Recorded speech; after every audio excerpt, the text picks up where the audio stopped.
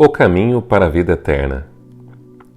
Série Verdades Bíblicas. Deus o ama. Não importa o que você é ou o que tenha feito. Ele ama cada pessoa neste mundo. Seu amor se estende a todos os homens, mesmo aos assassinos, adúlteros, mentirosos e até mesmo aos ateus. Esse amor foi demonstrado pelo fato de que Jesus Cristo esteve disposto a vir a este mundo e a passar pela agonia do Calvário para redimir a humanidade perdida. A salvação é oferecida a cada pessoa neste mundo, mas nem todos receberão.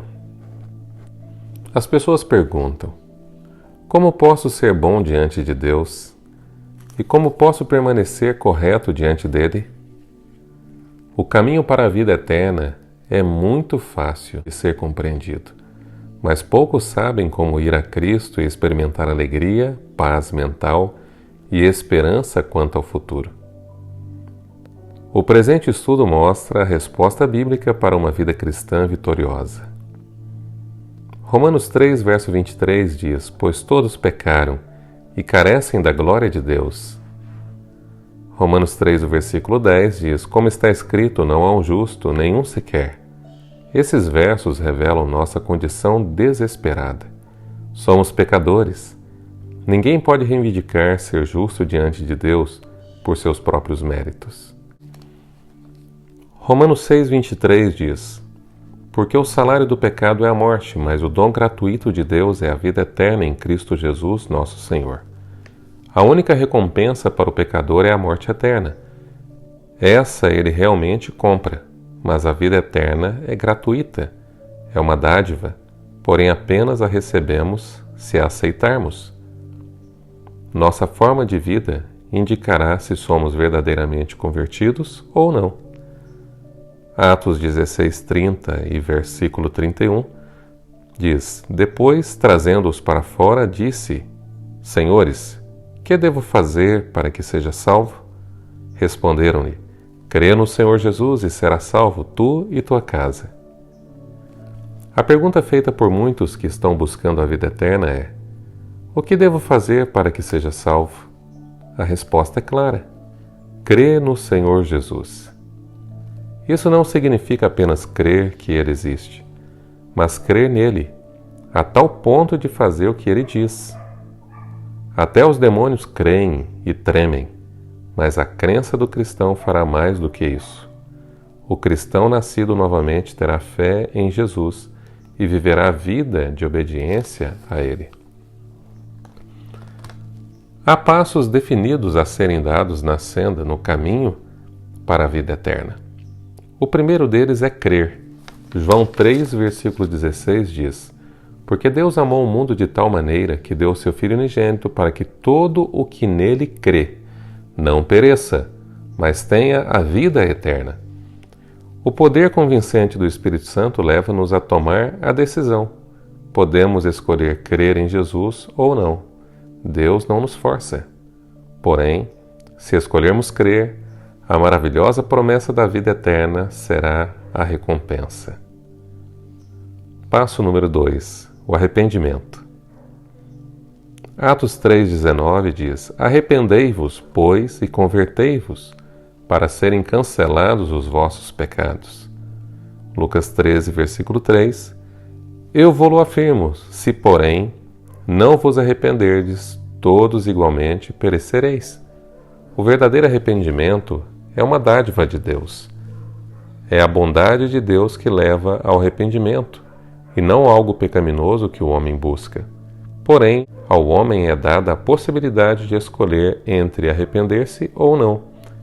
E nesse ponto Jesus é muito enfático: arrepender-se ou perecer. Contudo, há dois tipos de arrependimento: o genuíno e o falso. A pessoa pode estar triste com os resultados do pecado, mas não pelo pecado em si. E esse tipo de arrependimento não é genuíno. O verdadeiro arrependimento manifesta-se através da tristeza genuína pelos pecados cometidos. Vemos isso no Salmo 51, versículo 7 e o verso 10. Purifica-me com o sopo, e ficarei limpo. Lava-me, e ficarei mais alvo que a neve. Cria em mim, ó Deus, um coração puro, e renova dentro de mim um espírito inabalável.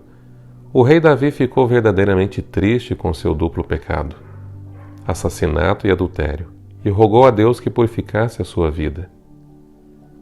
Ele sabia que o perdão de Deus baniria seus pecados. Seu arrependimento foi sincero, pois não apenas se satisfez com o ter seus pecados passados perdoados. Orou para que não caísse novamente. Cria em mim, ó Deus, um coração puro. Arrepender-nos verdadeiramente significa que não buscaremos ou desejaremos pecar no futuro. Abandonamos os erros. Abandonamos o passado. Passo número 3. Confissão. Provérbios 28:13 diz: o que encobre as suas transgressões jamais prosperará, mas o que as confessa e deixa alcançará misericórdia.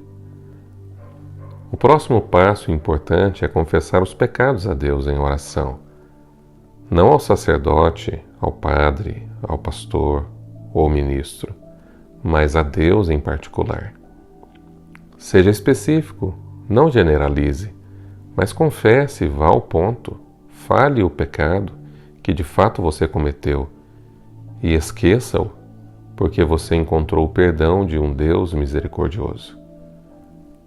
1 João, capítulo 1, verso 9, diz: se confessarmos os nossos pecados, Ele é fiel e justo para nos perdoar os pecados e nos purificar de toda injustiça. Nossa parte é confessar os nossos pecados. A parte de Deus é perdoá-los. Muitos sentem que sua vida é por demais pecaminosa para Deus perdoá-los. Mas aqui está a promessa de Deus para todos os que cumprem as condições. A promessa é a de purificar todas as nossas injustiças. Isaías 1, verso 18 diz: vinde, pois, vamos conversar. Diz o Senhor: ainda que os vossos pecados sejam como a escarlata, eles se tornarão brancos como a neve. Ainda que sejam vermelhos como o carmesim, se tornarão como a lã. Passo número 4. Novo nascimento ou conversão.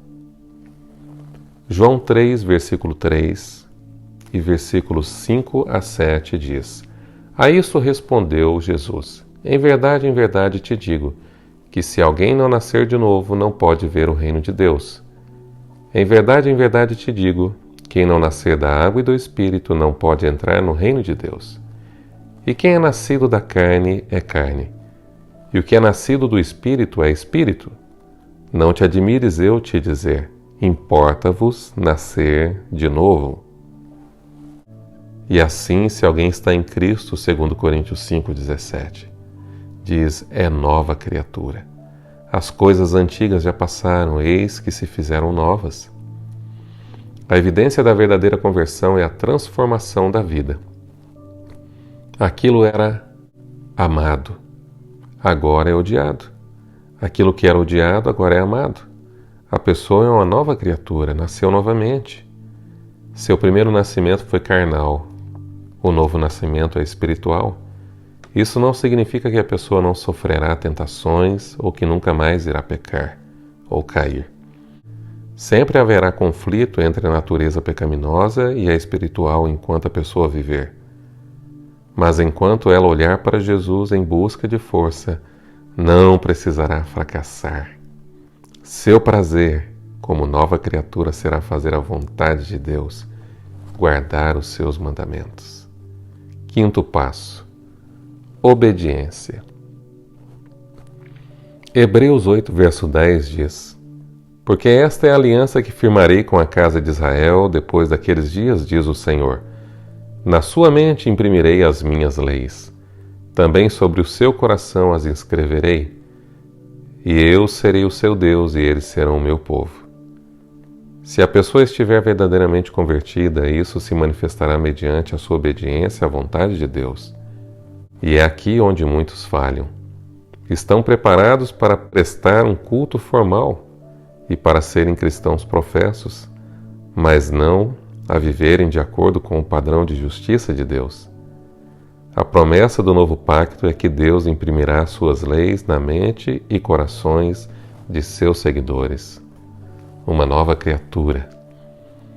1 João 5, 2 e 3 diz: Nisto conhecemos que amamos os filhos de Deus, quando amamos a Deus e praticamos os seus mandamentos. Porque este é o amor de Deus, que guardemos os seus mandamentos. Ora, os seus mandamentos não são penosos. A prova do amor a Deus é a obediência a seus mandamentos. 1 João 2, versículo 3 e 4, deixa claro. Ora, sabemos que o temos conhecido por isto, se guardamos os seus mandamentos. Aquele que diz eu o conheço e não guarda os seus mandamentos é mentiroso, e nele não está a verdade. Essas são palavras muito fortes, mas mostram o fator que faz separação entre as ovelhas e os cabritos, entre o trigo e o joio. Professar ser cristão e não seguir os mandamentos de Deus é viver uma mentira, uma hipocrisia. A menos que esse passo de obediência voluntária seja dado, nunca veremos o reino de Deus. Você pode conferir isso em Mateus 7, verso 21. Gálatas 2, verso 19 e 20 diz: Paulo escreveu: Eu estou crucificado com Cristo, logo já não sou eu quem vive, mas Cristo vive em mim.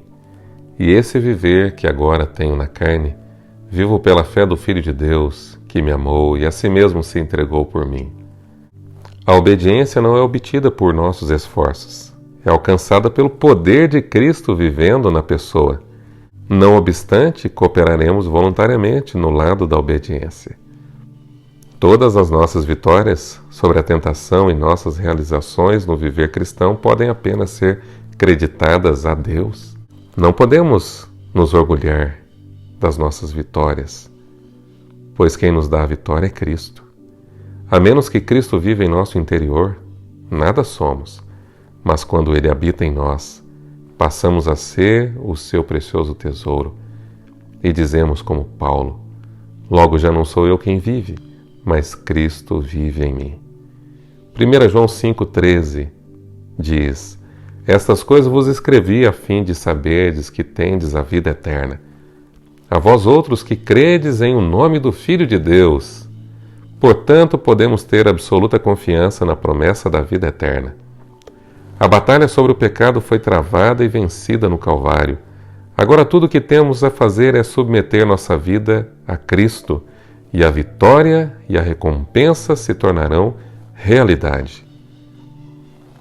Meu amigo, minha amiga, tudo foi provido para que você receba a dádiva da salvação. Jesus pagou elevado preço para redimi-lo, e tudo o que pede em troca é a sua vida. Se você conservá-la para si mesmo, irá perdê-la na eternidade. Mas se hoje entregá-la a Ele, experimentará a verdadeira satisfação e felicidade agora, e a vida eterna no futuro. Amigo, você aceita Jesus hoje em seu coração? Você aceita-o como seu Salvador?